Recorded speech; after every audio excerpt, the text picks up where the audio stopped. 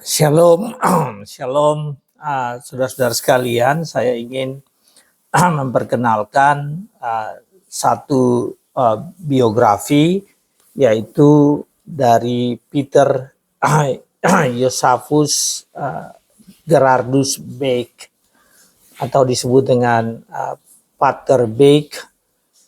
Dan biografi ini berjudul seperti ini: Pater Beke SJ larut tetapi tidak hanyut.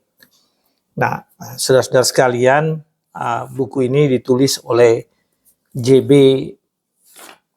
Sudarmanta pada tahun 2008, atau sekitar 25 tahun setelah meninggalnya Pater Beke. Pater Beke sendiri lahir di Amsterdam pada tahun 1917, kemudian meninggal di Jakarta pada tahun 1983. 25 tahun kemudian buku ini ditulis berdasarkan atas dokumen-dokumen yang ada yang sangat terbatas di Indonesia, tapi berdasarkan studi yang dilakukan di negeri Belanda. Kemudian bahan-bahannya dikumpulkan, kemudian menghasilkan buku ini. 10 bab, buku ini terdiri dari 10 bab, 272 halaman, dan diterbitkan oleh penerbit Obor di Jakarta.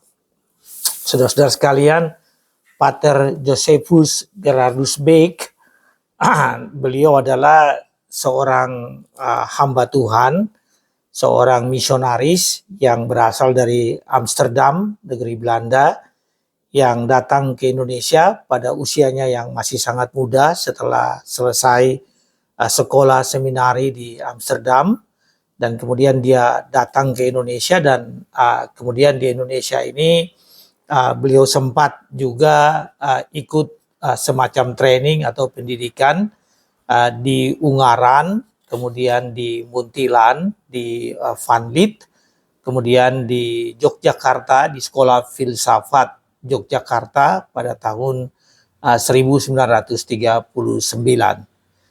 Jadi sekolah di Amsterdam, kemudian sekolah di Indonesia, dan kemudian menghabiskan hidupnya di Indonesia untuk melayani Tuhan di Indonesia, terutama di dalam pembinaan generasi muda Kristen, dan generasi muda Katolik, dan kemudian terlibat di dalam banyak pembinaan-pembinaan di level seminari yang sangat berdampak bagi pelayanan-pelayanan sosial dan pelayanan-pelayanan kepemudaan, termasuk di dalamnya mendorong agar supaya pemuda-pemuda Kristen, pemuda-pemuda Katolik bisa berkiprah di dalam dunia sosial, termasuk di dalam dunia politik atau di dalam bidang-bidang politik. Nah, tidak banyak informasi atau foto atau informasi tertulis tentang Pater Beke ini, dan memang itu terjadi karena beliau termasuk orang yang tidak mau atau tidak banyak tidak banyak informasi seperti foto yang tersedia yang tentang beliau, karena beliau pernah mengatakan bahwa di dunia jangan bikin monumen. Jadi ini satu pernyataan beliau, di dunia jangan bikin monumen karena nanti akan mengalami kesulitan ya di kalau sudah mati. Itu salah satu statement yang beliau sampaikan, sehingga memang ketika buku ini ditulis, mencari informasi foto atau gambar tentang Pater Beke ini memang tidak begitu banyak. Bapak Ibu saudara sekalian, seperti tadi saya sampaikan, beliau mendidik orang muda untuk berkarakter dan berdampak bagi masyarakat. Kemudian beliau mengatakan bahwa setiap orang harus melakukan sesuatu yang baik karena memang hal itu baik. Jadi lakukanlah sesuatu yang baik karena memang hal itu baik. Pater Beke terlibat dalam kehidupan sosial masyarakat dan beliau mendorong supaya generasi muda juga terlibat dalam kehidupan sosial masyarakat atau politik dan berperan sebagai garam masyarakat sehingga mewarnai masyarakat karena rasa asinnya. Kemudian beliau juga mengatakan bahwa menjadi garam untuk melakukan transfer nilai berupa penghargaan, tanggung jawab, dan kasih selalu mengandalkan sikap tanpa pamrih. Ya, jadi untuk menjadi garam itu membutuhkan sikap tanpa pamrih. Dan kemudian beliau katakan bahwa jadilah garam dalam masyarakat, jadilah garam yang berkarakter dan rela untuk memangkul, untuk memikul salibmu. Bapak Ibu Saudara sekalian, beliau juga mengatakan bahwa kebahagiaan dan pencapaian hidup tertinggi akan datang ketika seseorang memiliki hidup secara konsisten sesuai dengan nilai-nilai tertinggi dan keyakinan pribadi yang terdalam. Nah, tadi seperti saya kemukakan di dalam buku ini, ya buku yang terdiri dari 10 bab ini, ada banyak kutipan-kutipan yang merupakan pernyataan-pernyataan beliau. Jadi hampir di setiap halaman itu ada kutipan. Ini contohnya ya, ada kutipan yang di highlight sehingga kita bisa menemukannya ya, bagaimana pandangan-pandangan beliau. Kemudian penulis ini, yaitu penulis biografi ini, yaitu Sudarmanta, mencatat tentang kutipan-kutipan itu. Ketika kita membaca buku ini, kita akan melihat bahwa memang hampir di setiap bidang, ya, di mana atau dalam setiap aspek pelayanan, selalu Pater Beek mempunyai kutipan-kutipan yang sangat bagus, yang kemudian itu menjadi pegangan bagi generasi muda. Nah, tadi saya sampaikan bahwa menekankan betul, jadi Pater Beek menekankan betul bahwa setiap orang harus menjadi garam di tengah-tengah dunia ini dan mengasinkan lingkungan di sekitarnya dengan karakter dan dengan disiplin dan dengan tanggung jawab serta penghargaan yang tinggi. Itu seperti yang Anda bisa baca dari buku ini. Kemudian beliau mengatakan bahwa setiap orang percaya harus menjadi garam yang berkarakter. Tetapi yang hebat, beliau juga mengatakan bahwa setiap orang harus rela memikul salibnya masing-masing. Nah, tentang salib ini, Bapak Ibu Saudara-saudara sekalian, memang disoroti secara mendalam di dalam buku ini, yaitu di halaman 194, di mana pastor atau Pater Beek ini menyampaikan bahwa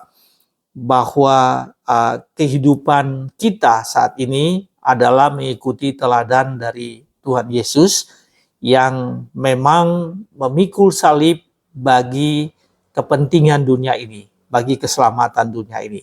Dan setiap kita juga harus memanggul atau memikul salib kita masing-masing demi untuk kebaikan dunia ini.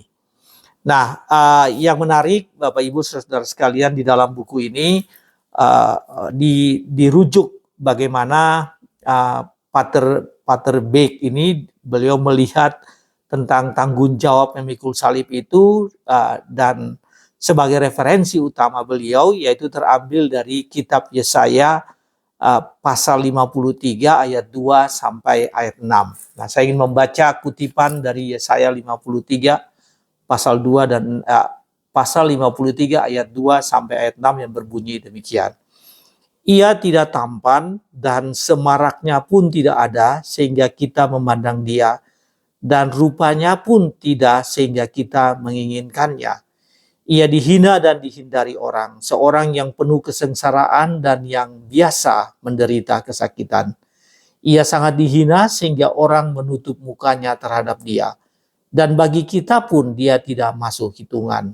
Tetapi sesungguhnya penyakit kitalah yang ditanggungnya dan kesengsaraan kita yang dipikulnya. Padahal kita mengira dia kena tulah, dipukul dan ditindas Allah. tetapi dia tertikam oleh karena pemberontakan kita. Dia diremukan oleh karena kejahatan kita. Ganjaran yang mendatangkan keselamatan bagi kita ditimpakan kepadanya. Dan oleh bilur-bilurnya kita menjadi sembuh. Kita sekalian sesat seperti domba. Masing-masing kita mengambil jalannya sendiri. Tetapi Tuhan telah menimpakan kepadanya kejahatan kita sekalian.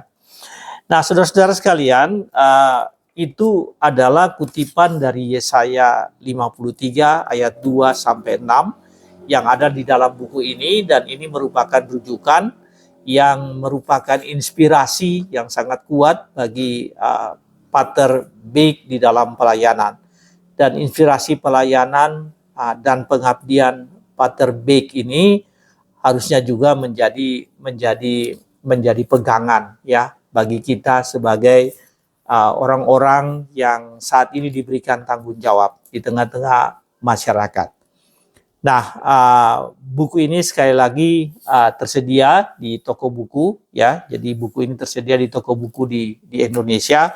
Saya memang membeli atau mendapatkan buku ini dari seorang teman saya pada tahun 2009. Jadi kira-kira setahun setelah buku ini diterbitkan. Buku ini diterbitkan tahun 2008 dan hardcover bukunya cukup bagus ya. Tulisannya juga mudah untuk dibaca karena dengan ilustrasi yang dengan layoutnya yang sangat menarik. Jadi saudara-saudara sekalian, sebagai seorang hamba Tuhan, Pater Beek ya ini sudah punya peranan yang cukup besar bagi bangsa dan negara ini, baik di dalam bidang kerohanian, tetapi juga di dalam bidang kemasyarakatan. Silakan bila Anda pengen tahu tentang tokoh yang hebat ini, Pater Josephus Gerardus Beek, silakan mendapatkan buku ini dan membacanya, dan kiranya ini menjadi inspirasi bahwa kita sebagai anak-anak Tuhan, sebagai hamba Tuhan, kita bisa mengikuti teladan yang ada di tokoh-tokoh atau di hamba-hamba sebelumnya, hamba-hamba Tuhan sebelumnya, yang merelakan hidupnya bagi pelayanan kemanusiaan dan pelayanan kerohanian. Silakan membaca, silakan mendapatkan bukunya, dan silakan membaca. Tuhan berkati saudara sekalian. Amin.